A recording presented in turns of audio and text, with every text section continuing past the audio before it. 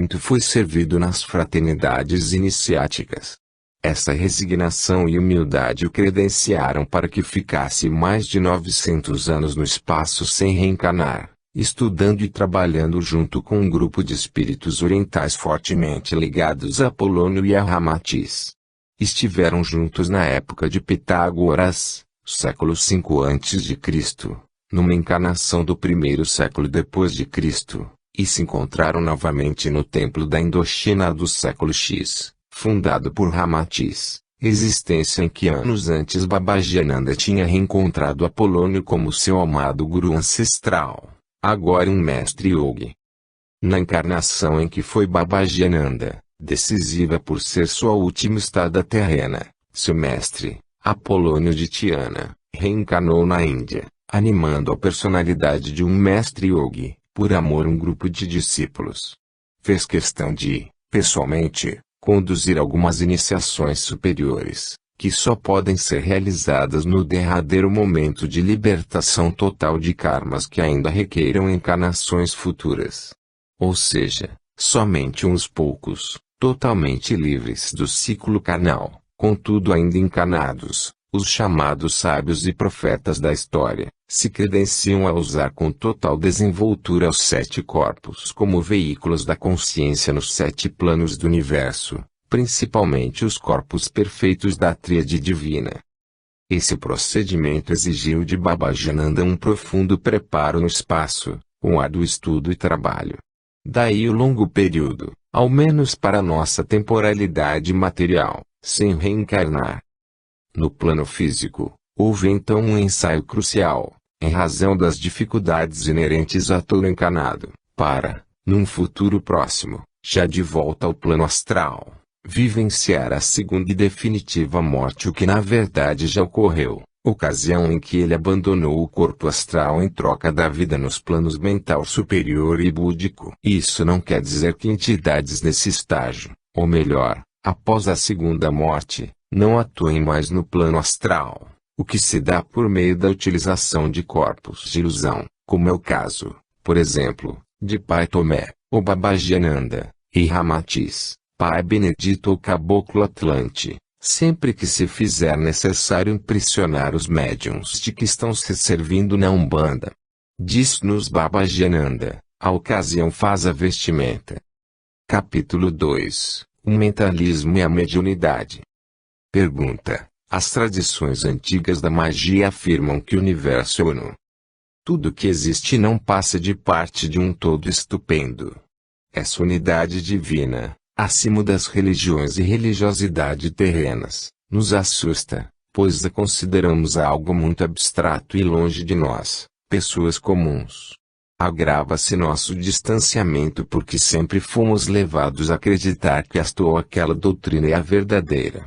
Se não dispensamos um altar, uma vela acesa ao santo de fé, o passe magnético semanal no centro, os cânticos, as defumações, as contagens de pulsos magnéticos, o estalar de dedos, as preleções evangélicas, a água fluidificada, as essências odoríficas, como aceitar um Deus imanifesto, longe de nossas limitadas percepções. Ramatiz, vossa incapacidade de compreender Deus em toda a sua plenitude é como a necessidade da inércia e do atrito nos mundos inferiores, que servem para despertar poderes latentes da alma. Quando um mago tenta, pelo seu poder mental, movimentar uma forma plasmada no astral, encontrará a resistência que deve ser superada. As forças contrárias que o impedem de mover, pelo pensamento, as formas sutis, são proporcionais à sua falta de controle mental. Logo, o magista, antes do conhecimento das coisas mágicas, da manipulação das energias cósmicas, terá de educar a mente. Embora para o mago neófito isso pareça um mal, na verdade não é. A força de inércia das formas astrais é o que vai levá-lo a desenvolver o controle mental. Assim, pode vos parecer um mal, na vida física, o atrito de vossos pés com o solo, nos momentos em que sentis dores pelas longas caminhadas, ou quando, ao levantar um fardo pesado, Vossa coluna é fisgada de maneira quase insuportável. Tendes de fazer força para conseguir caminhar, pegar os objetos e movimentá-los. O esforço de superar o atrito e a inércia vos desenvolve habilidades. Inicialmente, quando pequenino, mal conseguias engatinhar, vede tudo que conseguis fazer agora. O princípio da restrição funciona na câmara de compressão, no cilindro e no pistão de vossos possantes automóveis. O vapor é posto para trabalhar movimentando vossas embarcações. Sem a força no pedal não conseguireis andar de bicicleta, e sem o atrito do ar vossos modelos de aeronaves não planariam, por mais potentes que fossem as turbinas. Portanto, o mal da inércia não é verdadeiramente um malefício, mas uma necessidade do universo manifestado em que estagiais evolutivamente. Vossa consciência precisa da força contrária imposta pelas formas manifestadas em vossa dimensão existencial, sob pena de alheamento do espírito enclausurado no corpo denso, que, do contrário, não conseguiria perceber as nuances da criação em toda a sua potencialidade. As suas vibrações mais sutis passariam despercebidas pela mente rebelde, qual cavalo solto em correria desenfreada. As formas que auxiliam a ligação com a divindade, seja um altar, uma vela, uma imagem do santo de fé, a palavra de um orador, o passe magnético, a água fluidificada, os cânticos, a música instrumental, o pai velho com o galho de arruda, as contagens de pulsos e o estalar de dedos, entre tantas outras, nada mais são do que meios, para vossa sensibilidade embotada, de vos ligardes ao divino, que não é propriedade de nenhuma religião ou doutrina da terra, mas de todas ao mesmo tempo. Deus em todas está, por sua onisciência e onipresença, como afirmava nosso irmão maior, Cristo Jesus, que não participava de nenhuma crença doutrinária de antanho. Eu e meu Pai somos um. O Rabi não tinha necessidade de pontos de apoio no mundo da forma para perceber o Criador em criado, em virtude da amplidão de sua consciência, adquirida em encarnações passadas em muitos planetas do cosmo imensurável. Pergunta: percebemos que determinados indivíduos têm uma postura mentalista quanto à mediunidade, como se as catarses que acompanham as manifestações mediúnicas dos espíritos sofredores na mesa espírita ou as incorporações nos terreiros umbandistas fossem coisas menores, até desprezíveis, em desacordo com a postura aquariana do terceiro milênio. Inclusive, somos sabedores de que algumas fraternidades e centros proíbem a passividade dos médiuns nos moldes descritos, alegando que isso prejudicaria os fluidos sutis com que estão trabalhando. O que tendes a dizer a respeito? Ramatiz: existem fatores que caracterizam forças em desequilíbrio. Quando uma energia é deslocada do espaço e do tempo adequados, o resultado pode não ser benéfico. O carvão na lareira aquece, mas se cair no tapete pode causar um incêndio desproporcional. A água encanada em vossos banheiros é saudável, mas se deixardes a torneira aberta, com a pia tapada, irá transbordar e inundar a casa, causando um enorme transtorno. Os vossos reservatórios de água vos preservam de carregar baldes, mas, se não forem seguidamente higienizados, há o risco de um rato putrefato causar peste em toda a comunidade. Essas pequenas exemplificações ilustram deslocamentos no espaço. O mesmo vale para deslocamentos no tempo, para o passado ou para o futuro. Se voltardes para os padrões comportamentais e éticos de um nível primitivo da cultura humana, será um atraso para o cidadão odierno. Por outro lado, é um estrago maior, com vossas atuais perspectivas mentais limitadas, buscardes abruptamente o futuro distante e materializardes no modo de vida presente o estágio civilizatório que será normal daqui a milênios. Cada coisa requer o espaço e o tempo adequados. Assim como a água que sacia a sede pode afogar e o fogo que aquece também chamusca, um leão, para dormir com o carneiro, precisará alterar o seu sistema digestivo. Os mundos superiores e o mentalismo aquariano podem ser compreendidos por vossos intelectos, mas requer-se o espaço e o tempo adequados para que sejam plenamente interiorizados. A antecipação aligerada de alguns, como se fossem eleitos direitistas do Cristo, demonstra a instabilidade espiritual dessas almas, que recaem em condicionamentos dispensáveis. O desprezo pelo corpo e pelas energias animais não está de acordo com a evolução da consciência coletiva e com o atual estágio vibratório da Terra. As catarses liberam enormes quantidades de energias que são utilizadas para socorrer, recompor membros e plasmar alimentos para as comunidades do astral inferior. O desprezo subreptício de alguns espiritualistas e fraternidades pelo umbral não está alinhando com o novo que vos catapulta a uma postura ativa na caridade do terceiro milênio.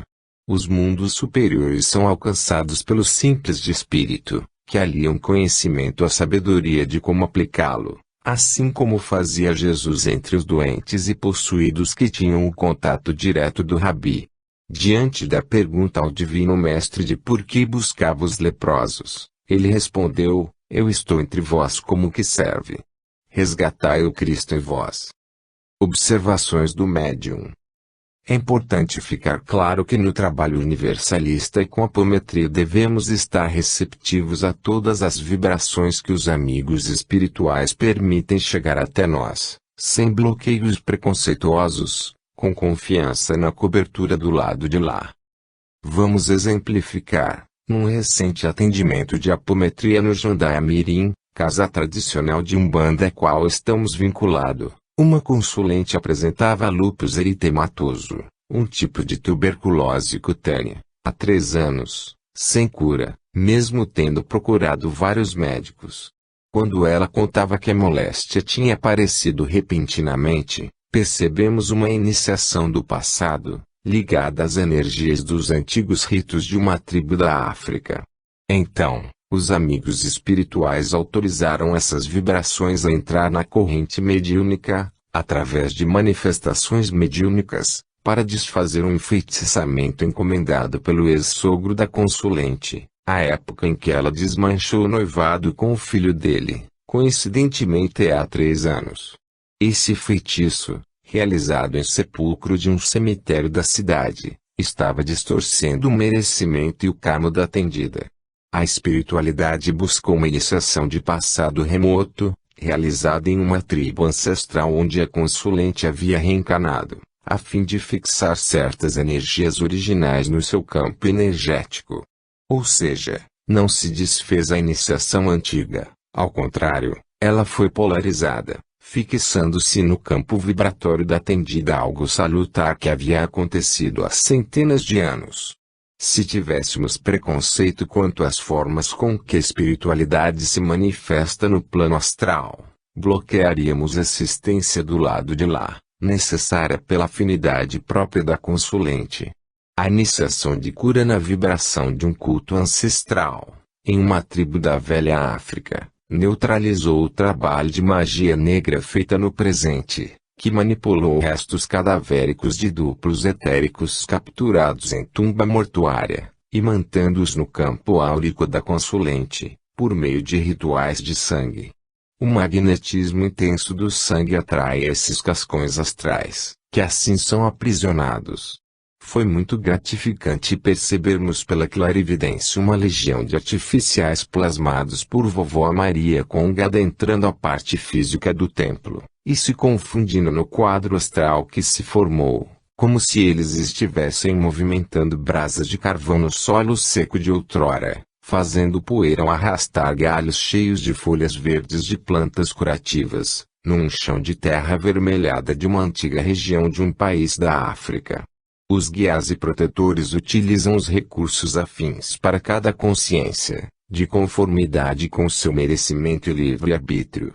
Isso é factual, e atemporal, é da natureza, acima das nossas vontades egoístas. Eles não se prendem aos preconceitos de uma encarnação limitada no tempo. Terminando estas observações, Ramatiz nos deu a seguinte mensagem: Cada culto em particular deve preservar as suas características peculiares que satisfaçam as consciências, que, por sua vez, se aglutinam nas instituições da terra. Não deveis tecer julgamentos belicosos, mesmo quando vos sintais entristecidos, como na ocasião dos dispensáveis sacrifícios animais que são defendidos por muitos, até em passeatas públicas. Vosso atual estágio de consciência coletiva, estruturado pelas condutas individuais em pequenos agrupamentos, como células e moléculas que se somam formando um organismo maior, ainda impõe as separações que batizam mediunismo na Terra. Isso acontece porque não tendes condição evolutiva de vivenciar em vossas almas o universalismo em sua plenitude. A unificação ocorrerá quando for de senso comum que a tarefa deve ser realizada na essência do amor e da caridade, e não da forma que essa essência sublimada se manifesta aos vossos escassos sentidos, presos na forma física transitória. Ao fazerdes o bem e auxiliardes o próximo junto com os amigos espirituais, nas lides da apometria, deveis estar convictos de que as vibrações e as formas astrais ligadas às nações das antigas África, Índia, Pérsia, Egito, Grécia, China, Tibete, Américas, entre outras, rotuladas pelos homens e sua religiosidade, não são o que mais importa. Mais importante é a caridade realizada em nome do Cristo, assim como Jesus praticava suas ações redentoras totalmente liberto dos templos e religiões de sua época. Tende sempre o amor em vosso coração no amparo ao próximo, que todo o resto necessário para o auxílio dos sofredores vos será dado por um acréscimo da misericórdia divina. Pergunta: não podemos atuar em prol da higienização planetária, da limpeza das zonas subcrostais e das remoções das potestades de magia negra do umbral inferior, por meio de nossas mentalizações, apoiando os seres angélicos nessas tarefas, sem contatos com esses locais do além, mediante desdobramentos e projeções dos nossos corpos astrais, que ocasionam as catarses. Ramatiz. Nos rituais de iniciação na magia das antigas fraternidades, os mestres iniciadores diziam aos neófitos que, para receber o hálito divino da vida imortal e o vinho da vida eterna, deveriam ter matado os reis amotinados e desequilibrantes no âmago mais profundo interno de sua própria natureza milenar inferior. A conquista do equilíbrio individual é condição indispensável para se trabalhar com a alta magia cósmica. O espírito, para se manifestar na forma do tabernáculo físico em toda a sua potencialidade, precisa da exaltação do superior e o desbaste das ervas daninhas do ego. Por essa razão, no Oriente é dito que a luz interior, irradiando-se na personalidade densa, faz explodir o complexo de veículos do homem, advindo o inefável sentimento de unidade. Logo, podeis concluir que qualquer um que seja impuro e imoral, tendo a personalidade exaltada pelo egoísmo, não conseguirá beber do cálice sagrado, pois, pelas invocações mentais dessas forças, terá seu ego inflado, suas paixões intensificadas e forças desequilibrantes se instalarão no psiquismo da ciente que não se encontra com a consciência preparada para lidar com as potências angélicas, por mais mental que o seja. No processo de evolução da coletividade terrícola, um grande percentual de energias cósmicas foi deslocado e absorvido por formas de pensamentos mal direcionadas. A atmosfera psíquica do planeta é densa e pegajosa, periodicamente carregada e envolta em péssimas vibrações. As almas excelsas dos seres angélicos que atuam na Terra necessitam de instrumentos compatíveis para as grandes limpezas e remoções das comunidades estratificadas nas habitações umbralinas. Os veículos densos, que são os corpos etéricos e astrais dos encarnados, constituem potentes liberadores de energias que vibram em frequência similar às requeridas para interferir nesses sítios vibracionais.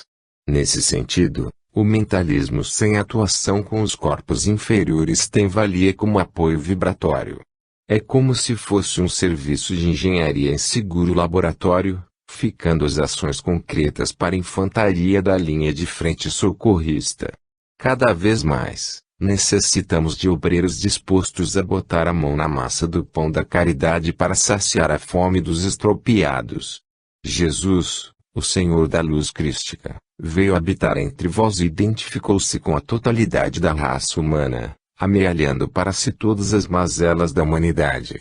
Com o seu exemplo pessoal, ultrapassou os limites assépticos dos templos, sobrepujando o distanciamento intelectual dos sacerdotes, e demonstrou verdadeiro amor por seus semelhantes. Refleti sobre o verdadeiro sentido do mentalismo, enquanto sois espíritos presos no ciclo retificativo da escola terrestre. É relevante vos associar às ações práticas no vasto campo do mediunismo na Terra, como apoio aos seres angélicos nas tarefas de higienização planetária, assim como fez Jesus. Pergunta: pedimos maiores elucidações diante de vossa assertiva. No processo de evolução da coletividade terrícola, um grande percentual de energias cósmicas foi deslocado e absorvido por formas de pensamento mal direcionadas. A atmosfera psíquica do planeta é densa e pegajosa, periodicamente carregada e envolta em péssimas vibrações. Por acaso, os seres angélicos não interferem para que isso não ocorra? Ramatiz: sem dúvida, as interferências se dão seguidamente, como a vinda de Jesus entre vós e a encarnação de tantos outros espíritos excelsos. Ademais, existem muitas estações extraterrestres vos auxiliando desde os tempos mais remotos. Como essas intervenções se dão dentro das leis de causa e efeito que determinam a evolução dos espíritos presos na Terra, naturalmente há limitações impostas pelas leis cósmicas e respeito ao livre-arbítrio de cada cidadão e da coletividade. Se assim não fosse, não haveria o mérito do indivíduo na sese espiritual, dispensando as encarnações sucessivas e o modelo de expansão consciencial elaborado pelo grande arquiteto do universo. No processo de evolução da coletividade terrícola, um grande percentual de energias cósmicas foi deslocado e incorporado por formas de pensamento mal direcionadas. Isso se deu pelas correntes astrais de pensamentos parasitas, oriundas das emanações mentais dos encarnados, que sustentam em simbiose as cidadelas existentes nos diversos estratos do umbral. A atmosfera psíquica do planeta, sendo densa e pegajosa, periodicamente carregada e envolta em péssimas vibrações, sustenta, por afinidade, comunidades espirituais em mesma faixa de sintonia mental. A mais densa, a parte encarnada, mantém a desencarnada, que igualmente está fixa nas questões materiais, como um bezerro desnutrido que cresce mantado perpetuamente ao ubre da vaca. Pergunta: o que é a força magnética, ou fluido magnético animalizado? Devemos deduzir que o mentalismo não libera esse tipo de energia. Ramatiz: os clarividentes que conseguem observar os objetos e seus éteres constatarão uma espécie de chama que os envolve, e que circunda igualmente os polos eletromagnéticos e os magnetos. O corpo humano é visualizado emanando essa mesma força. O uso de instrumentos de medição em vosso plano já comprovou amplamente a existência do magnetismo animal, que não é o mesmo magnetismo dos físicos e engenheiros, embora os princípios sejam semelhantes, somente se referindo ao éter e suas variações de condensação. Não deveis confundir o fluido magnético animal com força mental. A mente é plenamente capaz de movimentar, expandir ou condensar o éter e o prana, fluido cósmico universal. Obviamente, a força magnética animal, um tipo específico de ectoplasma, pode ser direcionada e controlada pelo pensamento e pela vontade. Essa energia animalizada, quando liberada em grandes quantidades, como nas ocasiões das catarses mediúnicas, pode perfeitamente ser direcionada pela força mental do dirigente do grupo de apometria ou do guia incorporado no aparelho. Eles atuarão condensando ou descompactando-a, direcionando a determinadas formas espaciais com várias finalidades, principalmente as de cura, como as cirurgias astrais, recomposição de membros esfacelados e tecidos perispiríticos de encarnados e desencarnados. Assim, o magnetismo animal é fundamental para os espíritos do lado de cá envolvidos nas tarefas socorristas. É marcante um exemplo de Jesus. Em meio a uma multidão esfaimada de alento espiritual que empurrava seus discípulos, que, por sua vez, tentavam manter o espaço aberto à frente deles, repentinamente o mestre dos mestres perguntou: "Quem me tocou?" A pergunta de Jesus é direta e não foi compreendida integralmente. Sendo ele um canal de luz ativa, direta do Cristo cósmico, a mulher que o havia tocado estabeleceu, pela sua fé, as condições necessárias para ser uma condutora do magnetismo angélico de Jesus, absorvendo uma energia dinâmica, curativa, que, emanando dele provinda do alto, curou-a imediatamente, mesmo que o toque tenha sido dado nas vestes do médium do Cristo. Constatar que, nesse caso, não atuou apenas o mentalismo crístico do Nazareno, havendo a necessidade de o seu corpo físico ser o condensador energético de sutis vibrações que eram rebaixadas por seu intermédio. Impunha-se o toque curativo, o que podeis verificar também pelas constantes imposições de mãos e contatos que ele mantinha com os enfermos. Em face disso, podeis deduzir a importância da atuação mediúnica pelo choque anímico e as catarses, repletos de magnetismo animal, fiel condensador bioenergético para os espíritos benfeitores se apoiarem, visando a tão necessária higienização das zonas abissais do planeta. Pergunta: notamos que há uma grande valorização do poder e da força mental nas lides apométricas. Às vezes, nos parece que os corpos físicos e etéricos são dispensáveis, diante das altas energias cósmicas que são invocadas de esferas superiores elevadíssimas, por alguns operadores dirigentes. Afinal, qual a finalidade desses corpos na apometria? Ramatiz: o corpo físico é um depósito de energia animalizada indispensável aos trabalhos socorristas conduzidos pelos espíritos do lado de cá. Se a dinâmica apométrica fosse só de altas energias cósmicas, provindas de esferas superiores elevadíssimas, não precisaríamos, nessas lides, dos encarnados, normalmente desconcentrados, irrequietos, instáveis, irritadiços e impacientes. É ilusória a aparência que a maioria de vós assume nos dias do encontro semanal do grupo. Não bastam algumas poucas horas de aparência evangélica para se interiorizar verdadeiramente a convivência fraterna e crística. O desprezo pelo corpo físico é um condicionamento milenar de certos cidadãos, como se o ascetismo vos purificasse para os contatos angélicos. Quantos saem dos atendimentos com o estômago apertado e doído de fome? Ou com os corpos cansados pelo dia extenuante, cheio de tarefas atrasadas? Não vos coloqueis como santos nas lides com o além. Vossos corpos físicos e etéricos são potentes condensadores energéticos para as curas e o socorro.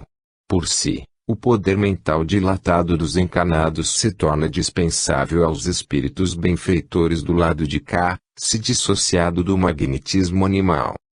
Lembrai-vos de que as zonas abissais e o astral inferior estão repletos de individualidades de grande conhecimento e enormes capacidades mentais, mas incapazes de demonstrar um resquício de amor, por mais singelo que seja. As energias sublimadas das altas esferas se movem pelos sentimentos verdadeiros, e o amor é e continuará sendo o motor do combustível cósmico.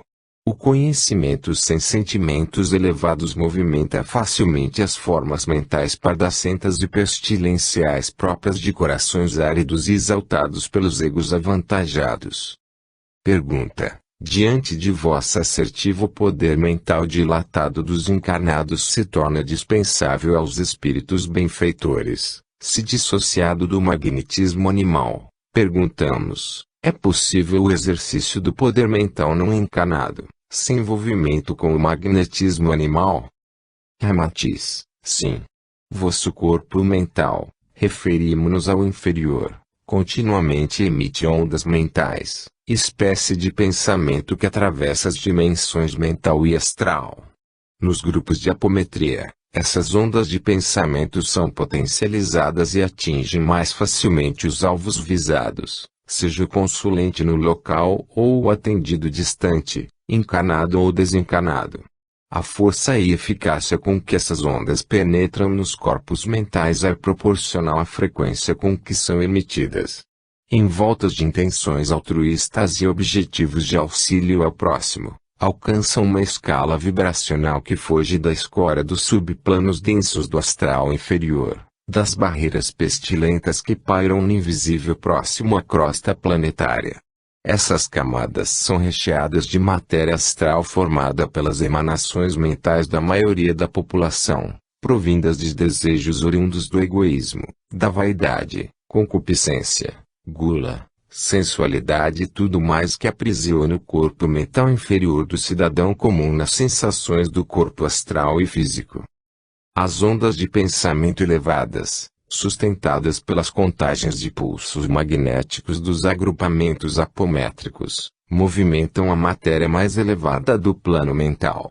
Essas irradiações registram, no corpo mental inferior dos atendidos, impressões positivas e benfazejas que o auxiliarão a mudar comportamentos atávicos, alterando a fixação em monoideias que disparam os transtornos anímicos. Por isso, é fundamental o hábito da meditação, adestrando o corpo mental a emitir pensamentos puros, amorosos, desinteressados, elevando a faixa de frequência das ondas de pensamento. Tende consciência de que sois uma potência cósmica para o bem, no simples ato de pensar.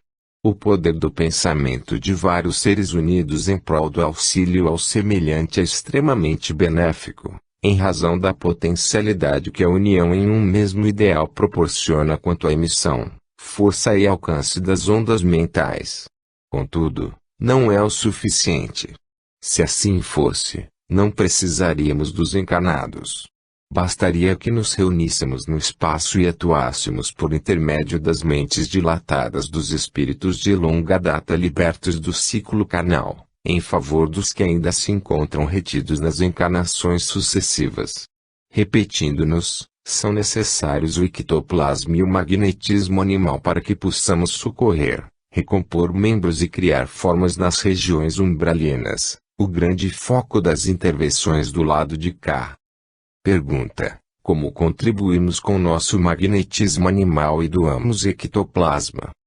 Ramatiz: de forma natural, vosso duplo etérico, quando levemente distanciado do corpo físico, se torna uma usina fornecedora dessa substância altamente plástica entre os planos astral e físico.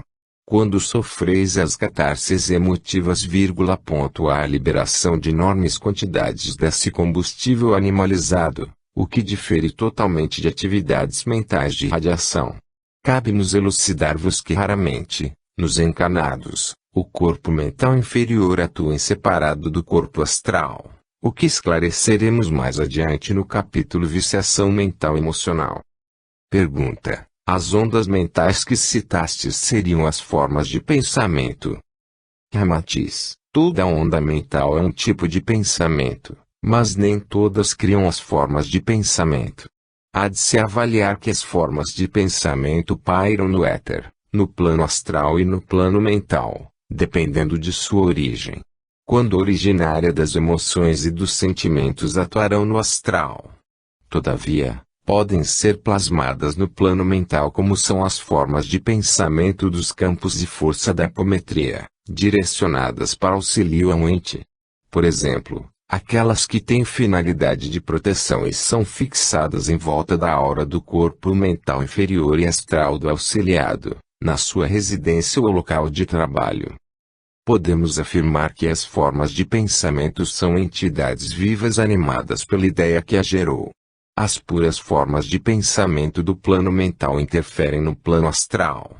O contrário não se dá, pelo simples fato de que as frequências mais altas interferem nas mais baixas, interpenetrando-as, sendo impossível o inverso ocorrer. Pergunta: podeis falar-nos mais detalhadamente sobre o papel dos sentimentos na criação de formas de pensamento? Isso é importante para que possamos explorar nosso potencial anímico na dinâmica apométrica. Ramatiz: sem dúvida, os pensamentos enviados a um consulente, sendo meramente contemplativos, terão dificuldade de impressioná-la. Como, em sua maior parte, as pessoas estão retidas nas emoções oferecidas pelo corpo astral, as formas de pensamento desprovidas de sentimentos não influenciam a contento os entes visados, por meio desse veículo. Por outro lado, a afeição e o amor, quando se aliam às ondas de pensamento do corpo mental inferior do sensitivo, criam e atraem matéria fim do plano astral, moldando uma forma de pensamento que podemos denominar de astral mental, que fica impregnada do sentimento que a gerou e é mais facilmente fixada no corpo astral do consulente visado. Com certeza, uma forma de pensamento de doação e sentimentos amorosos, enviada por um grupo de apometria coeso e unido em prol da caridade, com o fito de auxiliar alguém, seja encarnado ou desencarnado, se manta o corpo astral endereçado, descarregando sobre ele, gradativamente, a sua cota de energia. Dessa maneira, provoca vibrações e sentimentos similares aos que a criaram, intensificando os existentes em proporção à força mental do grupo que a remeteu, causando finalmente o bem-estar desejado no consulente. Pergunta: no envio dessas formas de pensamento fazem diferença a distância e a localização do consulente? É só o corpo astral que é atingido? Ramatiz: as formas de pensamento das pessoas comuns são difusas, esparsas e se perdem a pouca distância. Com o adestramento mental, a vida das formas de pensamento se prolonga. Claro está que as formas de pensamento criadas por um grupo de apometria eficiente não encontram distâncias que sejam um impedimento. O consulente não precisa estar presente. Obviamente, a prece de uma mãe amorosa pelo seu filhinho atingirá alcance inimaginável a voz, no universo infinito. O amor e o desejo de proteger algo ou alguém, quando direcionados de maneira concentrada num grupo de apometria, oferecem aos espíritos benfeitores potente condensador energético que será fixado na aura do consulente, de forma a repercutir mais diretamente nos corpos mental inferior e astral, descendo através do duplo etérico até chegar ao metabolismo corpóreo, que envolve receptores bioeletromagnéticos e mediadores químicos, próprios ao equilíbrio doente. Os corpos mental inferior e astral são mais facilmente impressionáveis por ser neles que primeiramente se instalam as energias negativas, espécies de vórtices desequilibrantes que causam os mais diversos transtornos espirituais e físicos. Por outro lado, para os espíritos que dão cobertura aos grupos de apometria, as formas de pensamento emanadas servem de apoio para que, aumentando-lhes a potência energética, possam impressionar mais facilmente os corpos mental inferior e astral dos consulentes, presentes ou à distância, de acordo com as leis naturais de transmissão do pensamento e da força mental que regem os procedimentos apométricos e a movimentação de energias no universo. Pergunta: na Umbanda, recomenda-se muito cuidado na emissão de pensamentos nos trabalhos de magia, que sempre devem ser para o bem, senão haverá um risco de que retomem para o emissor. Isso é possível. Ramatiz: uma forma de pensamento, para atingir um ente, deve encontrar afinidade. Os afins se atraem. É uma das leis cósmicas imutáveis, sendo improvável que uma forma de pensamento criada para o mal consiga se fixar no campo áurico de um homem totalmente devotado ao bem e que não tenha registros negativos, atemporais, de vidas passadas, impressos em seu corpo mental inferior. Observar que os missionários são inatingíveis. Suas vibrações crísticas são como uma barreira intransponível para tudo de mal que se possa desejar contra eles. Desse estirpe, temos seres de envergadura de Chico Xavier, Mahatma Gandhi, Allan Kardec, Zélio Fernandino de Moraes, Francisco de Assis, Apolônio de Tiana e o inigualável Jesus. O risco que corre o mago negro é que o mal que deseja, ao criar suas formas de pensamento contra um homem de bem, retome em igual ou maior proporção para si, pois, ao não se fixarem no alvo visado, essas formas se voltam para o seu Criador, pela lei natural de atração. Por isso é que, na Umbanda, existem os locais de descarga dentro do templo, para onde todas as formas de pensamento que tentam atingir a corrente mediúnica são direcionadas e desintegradas junto à natureza, quando não retomam os seus mandantes. Pergunta: solicitamos maiores elucidações sobre o retorno à origem das formas de pensamento quando não conseguem atingir o alvo, pela importância do tema, que nos parece ser um dos princípios basilares da magia. Pensamos ser fundamental a segurança dos sensitivos, na apometria ou na Umbanda, que na maioria das vezes são alvos de assédios pelos interesses malévolos que contrariam. É assim? Ramatiz. Por isso os aprendizes de outrora, candidatos a iniciados, passavam anos de preparação antes de começarem os trabalhos práticos de magia e as incursões no mundo oculto. A mente pura e adistrada pelos pensamentos disciplinados e o coração tomado de bons sentimentos são as melhores proteções contra os assédios das sombras. Os exercícios de preparação, que duravam anos, naqueles que conseguiam suportar até o final todas as iniciações diante dos severos iniciadores, construíam nos corpos mental e astral matéria mais sutilizada, tirando-os da faixa de frequência das vibrações baixas e densas e dos ataques das zonas trevosas do espaço. Os magos brancos de antigamente sabiam que os maus pensamentos projetados contra os corpos purificados retornariam pelas mesmas linhas magnéticas que os trouxeram, levando-os de volta aos emissores.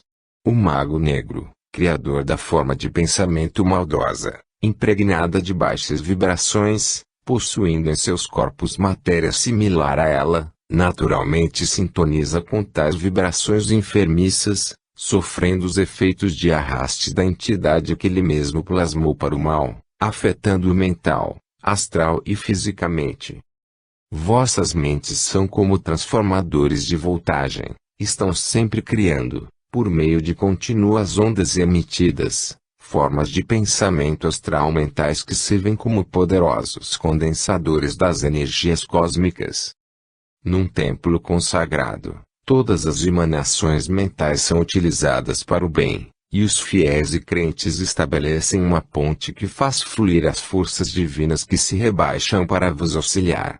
Da mesma forma, em todos os lugares em que vos encontrais, podeis estar sendo criadores ou alvos do processo inverso, em que mentes empedernidas no mal anseiam por vossos pensamentos, eivados de egoísmo, que farão o corpo mental inferior exigir ao corpo astral que expresse sentimentos negativos, advindo então as formas de pensamento pardacentas, densas, pegajosas e causadoras de mal-estar, que se tornam valiosos artificiais para os magos negros. Projetar e materializar nas dimensões rarefeitas as formas que vossas mentes constroem a lei da natureza.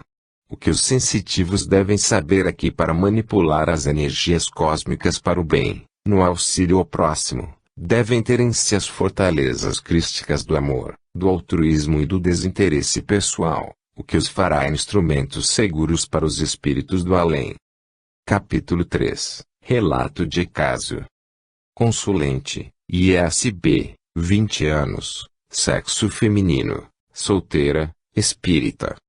História clínica. A consulente chegou ao Jandaia-Mirim por indicação de um centro espírita da região metropolitana de Porto Alegre. Ela está frequentando a escola de médiuns e atualmente é atendida em pronto-socorro espiritual. Mostra-se agitada, de olhar esgazeado, com profundas olheiras e dificuldade de falar ordenadamente. E audiente desde os 6 anos. De 2 anos para cá, intensificaram-se zumbidos nos ouvidos, como um som metálico de espadas tocando uma na outra. Uma voz, que disse chamar Ezequiel, fala com ISB desde os 6 anos. Por meio da vidência, ela desenhou esse amigo espiritual, loiro, olhos verdes, alto. O primeiro contato com tal ser extracorpóreo começou logo após a realização de uma cirurgia astral no joelho, na época da idade citada. Desde tenra idade, sempre teve facilidade de prever pequenas ocorrências do futuro. Gosta de jogar cartas para as amigas que a procuram, ocasiões em que a voz de Ezequiel lhe diz os acontecimentos que irão acontecer, coisa que muito a anima, pelo reconhecimento elogioso. Nos últimos 3 dias, ela não conseguiu dormir. Escuta ininterruptamente a população desencanada falar-lhe impropérios. Enquanto aguardava para ser atendida, ameaçaram-na com palavras chulas, para que não entrasse na sala do grupo. Atendimento, técnicas e procedimentos. A paciente foi desdobrada e, após as contagens iniciais, um dos médiuns do grupo enxergou Ezequiel, como descrito por ISB na parte da frente, mas na outra metade, ou seja, atrás, é pardacento e viscoso, sem dúvida tipificado como um habitante das baixas zonas umbralinas. Imediatamente, o dirigente procedeu à criação de campo de força de retenção e a entidade manifestou-se por meio da psicofonia, em outro sensitivo. Irado, não aceitou que sua médium lhe fosse retirada, gritou, chorou e se debateu, dizendo para ISB não abandoná-lo, não esquecê-lo. Ao mesmo tempo, detectou-se faixa de ressonância do passado entre ambos, em que ela era uma cigana andarilha, vidente, experte na quiromancia para ganhar dinheiro nas praças públicas, enquanto ele praticava pequenos furtos nas casas dos curiosos que davam os endereços e os detalhes dos seus objetos de valor. Foi realizada a despolarização de estímulo de memória e Ezequiel foi encaminhado a um hospital do astral. As técnicas apométricas foram apoiadas pelos cânticos de Ogum e Oxóssi, seguidos das manifestações de caboclos dessas linhas vibratórias. Ao final desse primeiro atendimento, foi criado um campo de força de proteção na casa da consulente, um triângulo esmeraldino com uma chama violeta dentro, servindo também de sinalizador de que aquela residência estava sob proteção temporária de uma legião de Jesus do organizado movimento de Umbanda no plano astral, até o reequilíbrio da consulente. Orientação. Foi sugerido que a consulente persista tanto na educação mediúnica como no pronto-socorro espiritual no centro espírita que frequenta, e que reveja os seus valores. ISB deverá procurar desligar-se do príncipe encantado que a mimava em seus sonhos de sensitiva, enchendo-a de vaidade, o que o alimentava e fortalecia pelas emanações fluídicas de admiração emitidas pelas amigas da consulente, que regularmente jogavam cartas com ela para saber o futuro. Conclusão e histórico espiritual. Quando realizou a cirurgia astral aos 6 anos, Ezequiel aproveitou-se do desdobramento de ISB para se aproximar. Já pulsava no inconsciente da atendida a falta do parceiro de estripulias ilegais de outrora. Ela, tendo reencarnado antes, pois ele ainda estava retido nas zonas umbralinas, emitia inconscientemente pensamento fixo chamando-o para perto de si.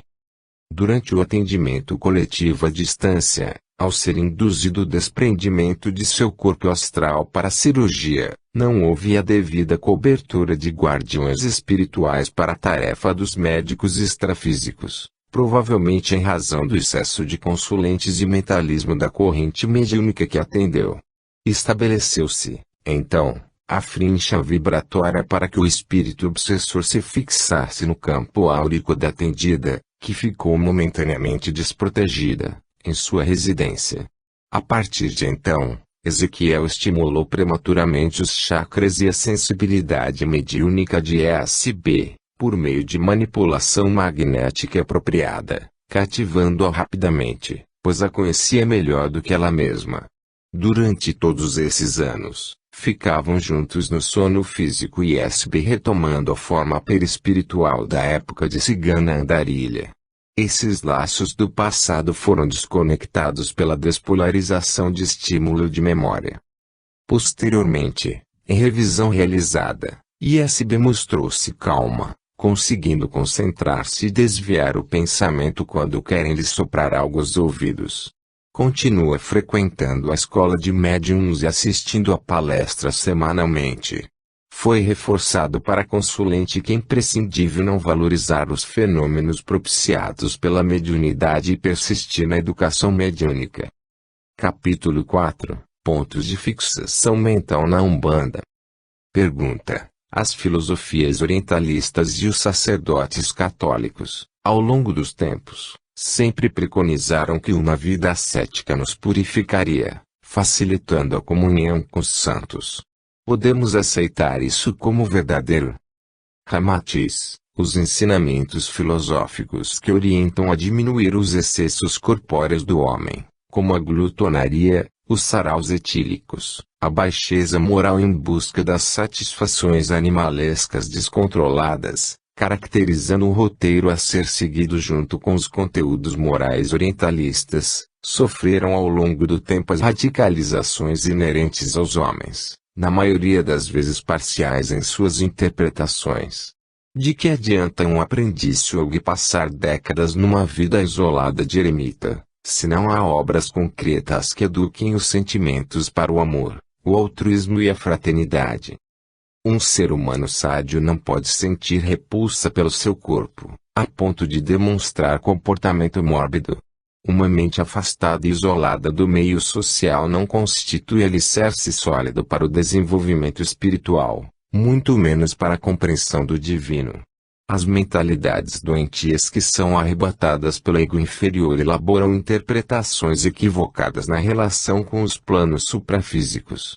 O exemplo de Mahatma Gandhi, Buda e Jesus, verdadeiros iniciados, vos levará a compreender que a frugalidade com as coisas materiais e corpóreas passa ao longe das radicalizações egoístas. Os teólogos e sacerdotes católicos quase sempre colocaram a austeridade física como condição imprescindível à elevação espiritual. Como conceber a crença e o louvor a Deus proibindo, condenando e reprimindo a vida matrimonial de seus adeptos? A manifestação do espírito no corpo denso sexuado e a união entre os pares opostos foram criações do Pai para vos permitir a complementação espiritual e amorosa entre os sexos diferentes na Terra, pálido arremedo, no plano material, morfológico, da unidade universal além da forma, transcendente e assexuada. Ocorreu que, diante de um paganismo degenerado, os clérigos do catolicismo, apavorados pela libertinagem, se refugiaram num falso ascetismo, pois o verdadeiro ato de transcender impõe equilíbrio dentro da civilização em que o espírito reencarnou. Não podereis interiorizar o que não tendes em vós, por isso os desmandos comportamentais e os abusos do clero na história. Esses registros, no Ocidente, a pregação moral sem conduta pessoal, no Oriente, o ascetismo e a falta de obras práticas, são exemplos de doutrinas baseadas na falsa moral e frágeis costumes de uma época, em vez de sustentadas nos sólidos e verdadeiros princípios universais que regem a harmonia no cosmo.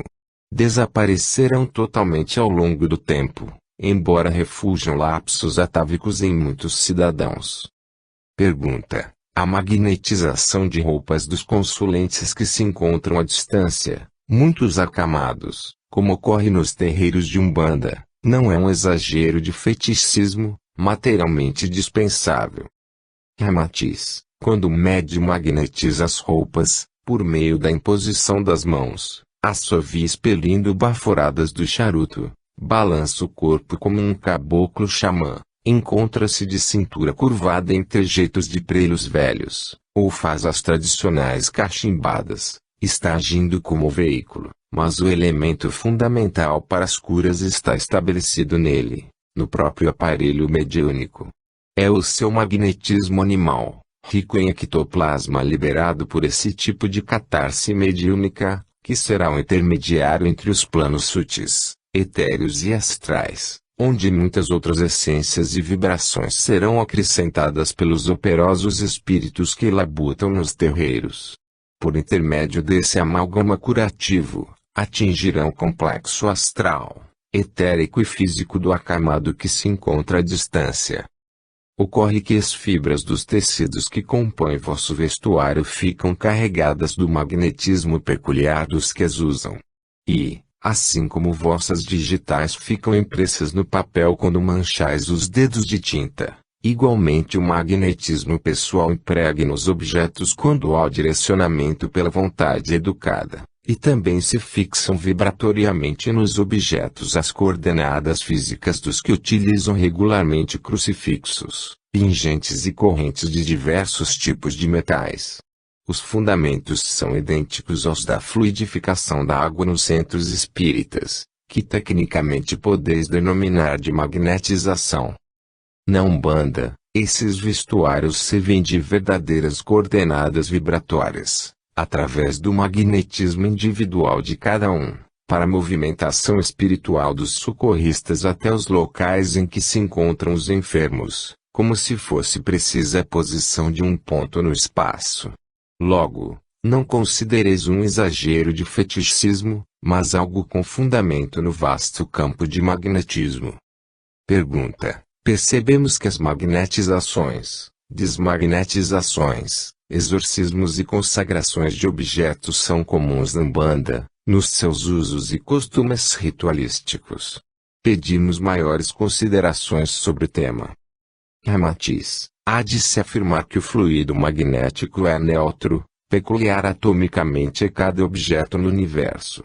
Os magos dos terreiros impõem as impressões de suas educadas mentes para alterar a contextura vibratória original desses condensadores energéticos físicos.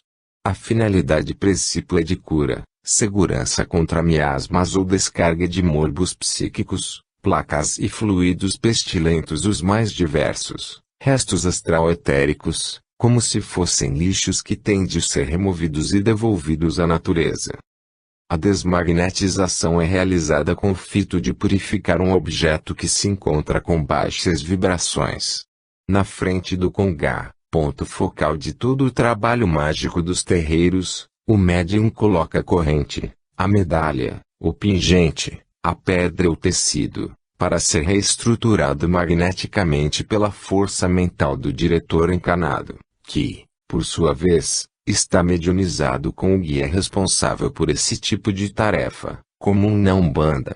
O processo é levado a efeito pelos cânticos de justiça e demanda de Xangô e Ogum. Ao mesmo tempo em que esse ritual é realizado, no plano astral são socorridos os espíritos sofredores e encaminhados os obsessores para os devidos locais de retenção. Lá, se avaliará a situação kármica individual desses entes do Pai, que precisam urgentemente de esclarecimento para retomar o caminho que os conduzirá à estação angélica de amanhã. Feito isso, é possível uma nova magnetização do objeto e sua consagração junto à corrente mediúnica formada, o que o libera para a utilização pelo possuidor. Nas magnetizações e desmagnetizações de guias, talismãs, correntes, pingentes, que são metais e minérios da natureza, a água se mostra excelente meio de fixação vibratória. Por esse motivo, nos rituais próprios da Umbanda, é comum colocarem-se esses objetos dentro de um copo ou tina. Pergunta: na resposta à questão 553 do Livro dos Espíritos, encontra-se a seguinte afirmação: não há nenhuma palavra sacramental, nenhum sinal cabalístico, nenhum talismã que tenha qualquer ação sobre os espíritos, porque eles são atraídos pelo pensamento e não pelas coisas materiais. Pedimos vossos comentários a respeito. Ramatiz: sem dúvida, os espíritos são atraídos pelos pensamentos afins e pelos sentimentos similares. Considerai a vossa habitual desconcentração mental e concluireis que as palavras sacramentais, os mantras, os cânticos, as preces iniciais, os sinais geométricos e cabalísticos, os talismãs, as guias, as imagens pictóricas, o congá, o altar, o santo de fé e água fluidificada são recursos válidos para os encarnados acalmarem suas agitadas mentes, se concentrarem e conseguirem ter um fluxo de pensamento contínuo e concentrado para a sintonia com os espíritos do lado de cá. Aliado a esse fato, servim de pontos de fixação e apoio mental para a elaboração de formas de pensamento que, quando vos reunis em grupo, criam as egrégoras, potentes aglutinações energéticas manifestadas no fluido cósmico universal peculiar ao plano astral. Conjugadas com vosso fluido animal, criam um amálgama que se requer para a cura dos sofredores desencarnados.